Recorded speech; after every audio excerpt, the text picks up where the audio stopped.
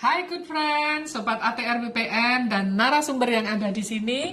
Assalamualaikum warahmatullahi wabarakatuh. Waalaikumsalam warahmatullahi wabarakatuh. Salam sehat dan sukses selalu.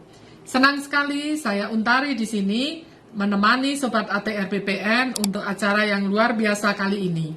Kita akan sharing tentang siap menghadapi Assessment Center, kompetensi manajerial dan sosial kultural ASN, yaitu bagaimana memahami kompetensi mengelola perubahan.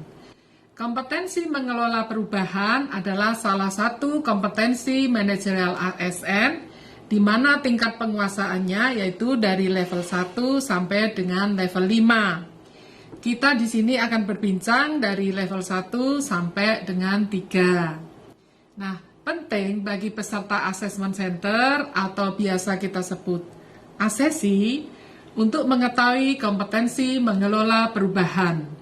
Nah, mengelola perubahan ini adalah salah satu dari kompetensi manajerial yang terdapat dalam kamus kompetensi yang diatur di dalam Permenpan dan RB nomor 38 tahun 2017 tentang standar kompetensi jabatan aparatur sipil negara. Nah, saya kenalkan narasumber yang ada di sini. Di sebelah kiri saya Ibu Nunung Sofiati, kita panggil Ibu Sofi. Dan yang di sebelah kanan Mbak Nur Hafizah Esti Ramawati. Namanya panjang, kita panggil aja Mbak Esti ya. Nah, mari kita mulai untuk mengerti, memahami seperti apa mengelola perubahan itu. Baik, kita mulai dari Bu Sofi. Bu Sofi, di dalam peraturan yang disebut tadi, deskripsi umum mengelola perubahan itu apa sih, Bu?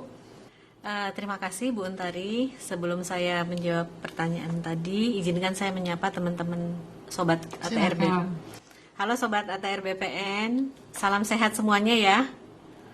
Baik, sebagaimana tadi disampaikan Bu Untari bahwa salah satu kompetensi manajerial adalah mengelola perubahan. Saya bacakan definisi dari mengelola perubahan sesuai dengan yang ada dalam kamus kompetensi. Baik, definisi umum mengelola perubahan adalah kemampuan dalam menyelesaikan diri dalam situasi yang baru atau berubah dan tidak bergantung secara berlebihan pada metode dan proses lama, mengambil tindakan untuk mendukung dan melaksanakan inisiatif perubahan, memimpin usaha perubahan, mengambil tanggung jawab pribadi untuk memastikan perubahan berhasil diimplementasikan secara efektif. Jadi di sini yang perlu digarisbawahi Bu, bahwa tadi ada menyesuaikan diri dengan situasi yang baru, terus tidak bergantung secara berlebihan pada metode yang lama atau proses lama, mengambil tindakan untuk melaksanakan inisiatif perubahan. Jadi orang itu harus punya inisiatif untuk melakukan perubahan dan memimpin usaha untuk perubahan serta bertanggung jawab atau mengambil tanggung jawab pribadi untuk memastikan perubahan berhasil diimplementasikan secara efektif.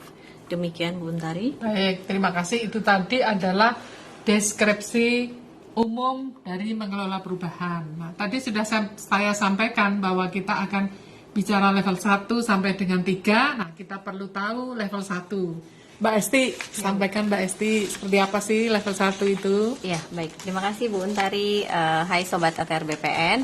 Nah, untuk kompetensi mengelola perubahan sendiri, ini yang akan kita bahaskan level 1 sampai 3, di mana setiap level itu terdapat 3 indikator perilaku. Nah, untuk di level 1 sendiri, yaitu mengikuti perubahan dengan arahan, gitu ya. Jadi level 1 ini masih dengan arahan ya Bu ya. Nah, di mana indikator pertama di level 1 adalah sadar mengenai perubahan yang terjadi di organisasi dan berusaha untuk dapat menyesuaikan diri dengan perubahan tersebut. Nah, untuk indikator kedua di level 1, yaitu mengikuti perubahan secara terbuka sesuai dengan petunjuk atau pedoman yang ada. Lalu indikator ketiga di level 1 adalah menyesuaikan nih cara kerja lama dengan menerapkan metode ataupun proses baru dengan bimbingan orang lain gitu Bu. Jadi masih dengan bimbingan orang lain gitu. Baik, itu tadi berarti di level 1 ada 3 indikator ya Mbak. Ibu. Nah, baik, itu tadi dari Mbak Esti level 1. Sekarang kita dengarkan dari narasumber Bu Sofi seperti apa level 2? Silahkan Bu Sofi. Baik, terima kasih Bu Untari. Deskripsi dari level 2 dari mengelola perubahan yaitu proaktif beradaptasi mengikuti perubahan.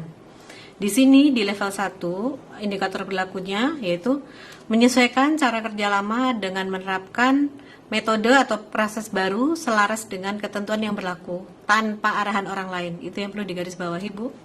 Jadi kalau tadi di level 1 itu masih dengan arahan, di sini sudah tanpa arahan Mandiri, orang ya? lain. Betul. Oke. Nah, untuk memenuhi indikator ini, ACC sudah harus terbukti mampu menyesuaikan cara kerja lama dengan menerapkan metode atau proses baru tanpa arahan orang lain. Baik, itu kata kuncinya ya. Betul, kata kuncinya itu, Bu. Yang keduanya, mengembangkan kemampuan diri untuk mengikuti perubahan. Untuk memenuhi level ini, bisa dilihat dari perilaku seseorang mampu melakukan pengembangan kemampuan diri untuk menghadapi perubahan. Itu kata kuncinya, Bu, ya. Ya. Dan yang indikator perilaku yang ketiga itu cepat dan tanggap dalam menerima perubahan. Untuk memenuhi indikator ini, ACC harus bisa mampu menerima perubahan dengan cepat dan tanggap. Itu barangkali yang bisa saya sampaikan. Baik, berarti pada level 2 ini juga ada 3 indikator ya, Bu. Betul. Nah, setelah kita mengetahui level 1, level 2, ini Mbak Esti level 3-nya seperti apa, Mbak? Ya, Bu. Baik, untuk level 3 sendiri, kalau tadi kan sudah disampaikan Bu Sofi, untuk level 2 itu ada proaktif gitu ya Bu ya. Untuk di level 3 ini cakupannya lebih kepada unit kerjanya gitu Bu. Nah, untuk definisinya sendiri bahwa di level 3 itu bahwa seseorang ada di level 3 ketika membantu orang lain untuk mengikuti suatu perubahan dan dapat mengantisipasi perubahan secara cepat. Nah, indikator pertama di level 3 adalah membantu orang lain dalam melakukan suatu perubahan. Kemudian indikator kedua di level 3 yaitu menyesuaikan prioritas kerja secara berulang-ulang jika diperlukan.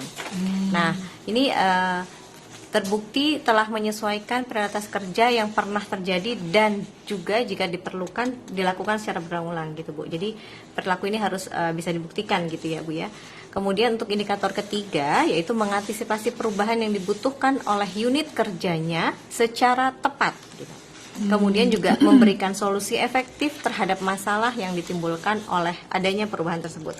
Nah, untuk indikator ketiga di level 3 ini Bu, harus bisa memenuhi kedua hal tadi baru bisa dinyatakan seseorang itu ada di level 3 indikator perilaku ketiga gitu. Nah, untuk di level 3 ini cakupannya lebih kepada unit kerjanya gitu ya, lingkup unit kerja perubahan itu. Nah, di level 3 sendiri yaitu dia membantu orang lain untuk mengikuti perubahan dan mengantisipasi perubahan tersebut secara tepat gitu ya Bu ya. Nah, indikatornya juga ada 3 Bu. Yang pertama yaitu membantu orang lain dalam melakukan suatu perubahan gitu ya. Kemudian indikator kedua di level 3 yaitu menyesuaikan prioritas kerja secara berulang-ulang jika diperlukan. Nah, ini perlu dibuktikan bahwa memang seseorang ini atau ACC tadi yang kita sebut ACC itu sudah melakukan penyesuaian prioritas kerja yang pernah terjadi sebelumnya dan jika diperlukan itu dilakukan secara berulang-ulang begitu.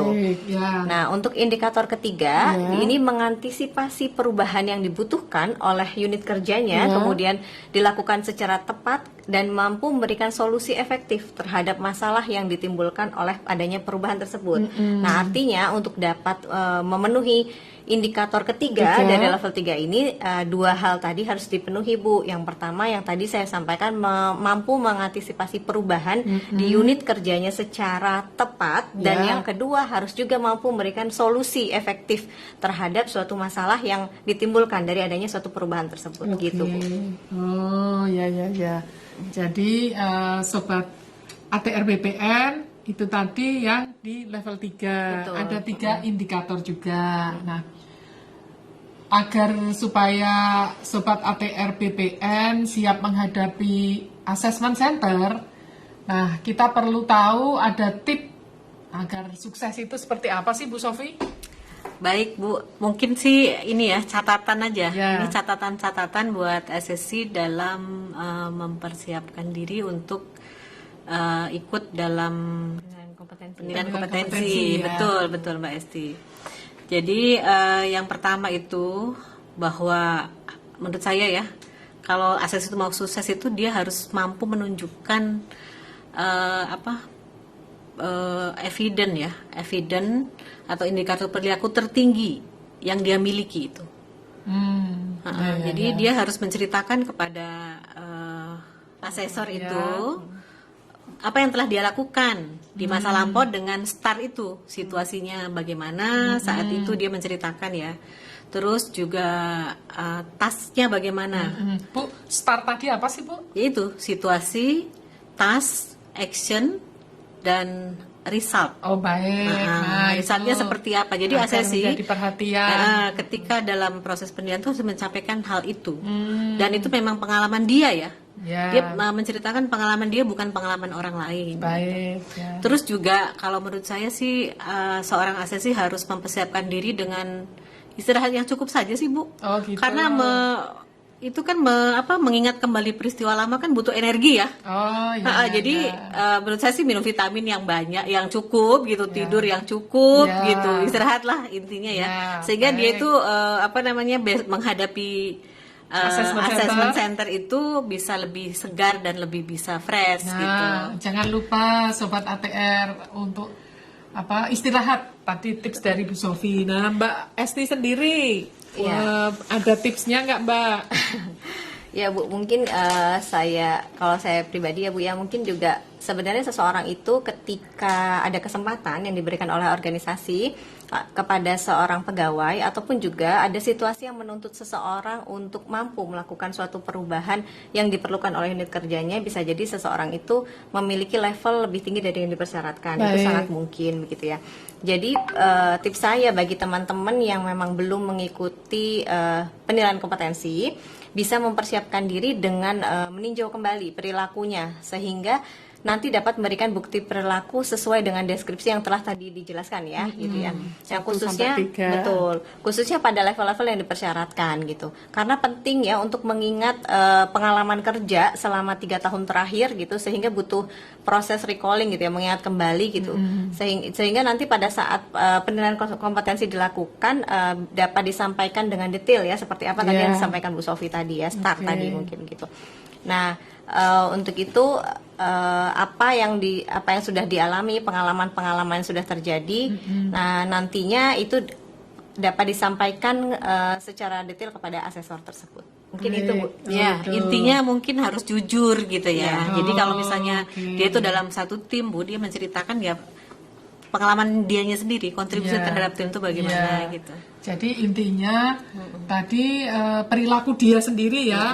Nanti bisa ditunjukkan saat di dalam assessment center. Oke, Sobat ATR BPN, setelah tadi kita mengetahui tentang kompetensi mengelola perubahan, ke depan Sobat ATR BPN makin siap menghadapi assessment center. Saya rasa kita cukup di sini. Atas perhatian Sobat ATR BPN, saya ucapkan terima kasih. Wabillahi taufik wal hidayah. Wassalamualaikum warahmatullahi wabarakatuh.